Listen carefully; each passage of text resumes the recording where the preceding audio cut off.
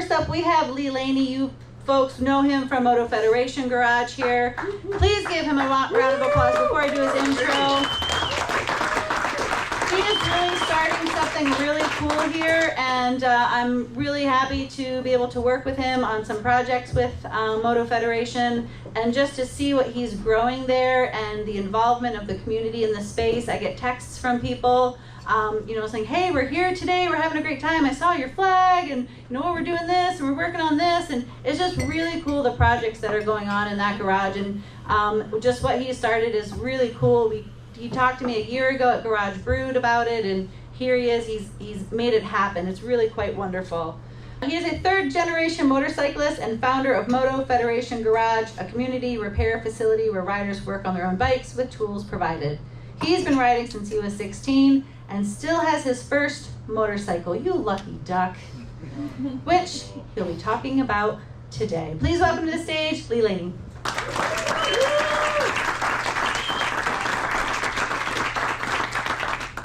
Do we have the photo?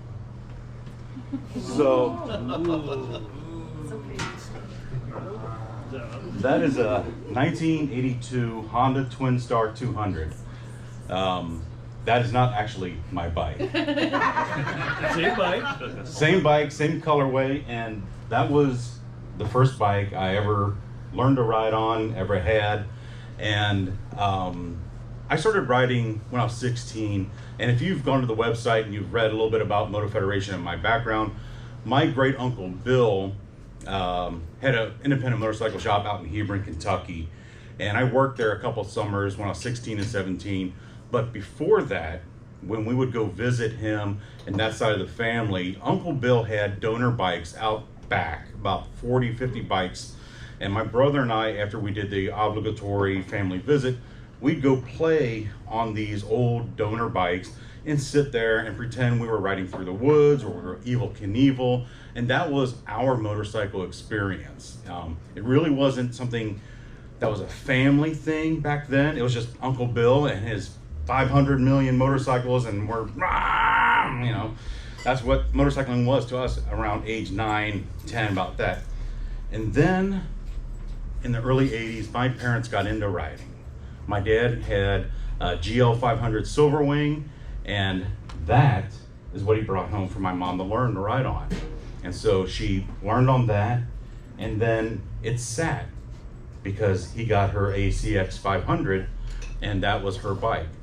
And that's when my family, my mom, my dad, my brother and I, we kind of came together because we were really 4 different personalities and 4 different individual people with different interests, and nothing really brought us together except for going on these family rides. And so we'd pack a bunch of crap onto the bike. My mom had the chrome luggage rack on the CX 500. My dad would cram as much stuff he could into that Honda Silverwing saddlebags, and we'd just go off. And sometimes I think I probably inherited this, we had no idea where we were going.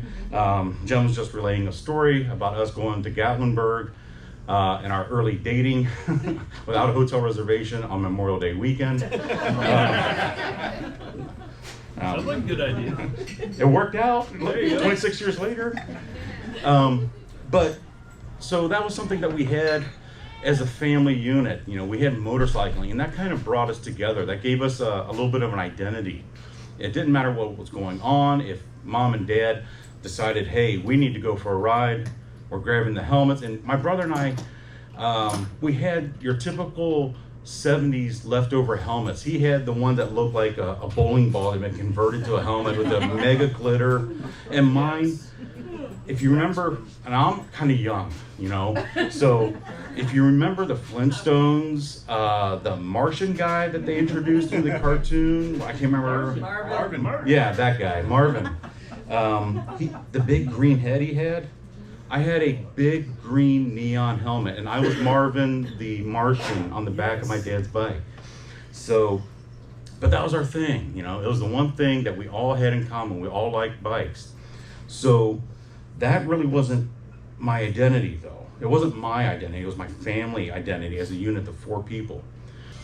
So it's 1986, and I don't know who I am.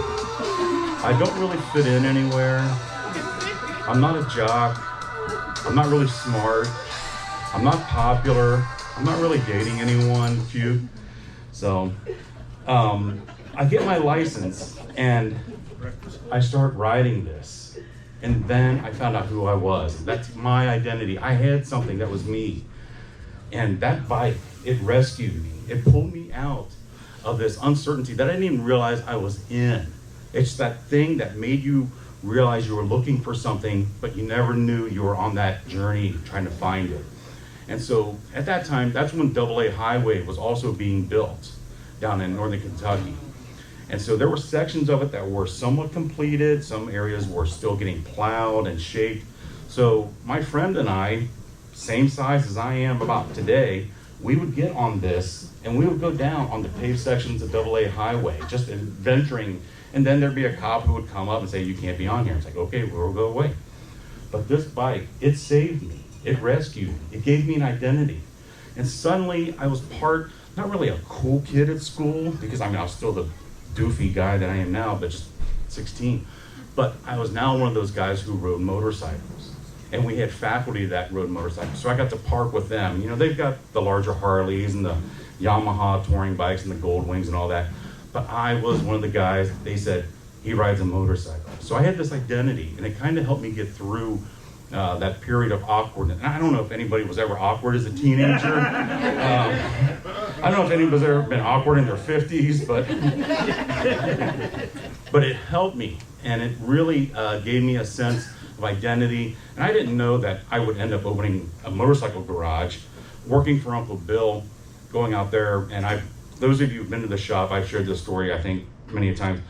Half the time I was in the motorcycle garage with Uncle Bill, I really wasn't turning wrenches. I was listening to him and his friends tell their stories, sort of like we've done here tonight, about breaking down, getting rescued. This one guy, I won't ever ride with him again because he doesn't understand, lane assignments or whatever. Or like he always runs out of gas, but he always has beer money. I don't get it. No names.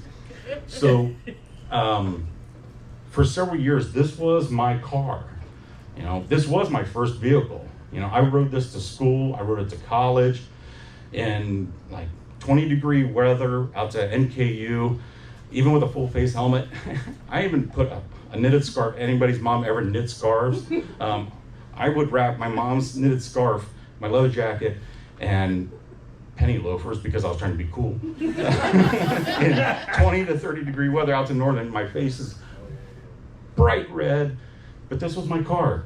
And it got me around. It gave me that sense of belonging to something. I didn't know what I was really belonging to, but for years, that was it. It didn't matter. If I had $3, I could fill the tank. By the way, those of you who weren't alive in '86, you could do that with $3 in gas. And '86 was a really weird time because we had a president who was on their second term, had a real squirrely vice president people weren't too sure about. The Russians were a problem. Inflation was an issue. Middle East was just kind of blowing up. Not anything like it is now. So that was '86, and then into the '90s. And in the '90s, I was just talking to Shannon about this, I got an '86 Honda Shadow, and I rode that to Daytona Beach the week of Thanksgiving in '92 without a hotel reservation. So, surprise. So the little Honda 200 kind of took a back seat for a while. My uncle, my dad's brother, learned to ride on this bike. A couple of my cousins learned to ride on this bike. And a few years ago, my dad asked me if I would like to have this bike. And he's like, well, yeah, of course. By that time, I had moved up to a Harley Sportster that Jen will tell you, it falls apart. Talk about bike from hell. Yeah. George? There's another theme. Don't buy from George. George, I got a bike on to sell you. So yeah, I now have this bike back in my possession, and it's my turn to give this bike a life because it has sat and it's not in great condition. It's my turn to rescue a motorcycle, to bring it back to life. And I want to make it available at the shop for new riders who go through the course and they want to practice, but they don't have a bike yet, so that they can get the confidence that I had at 16 and feeling like I belonged to something, and that something is awakened in them just like it was awakened in me.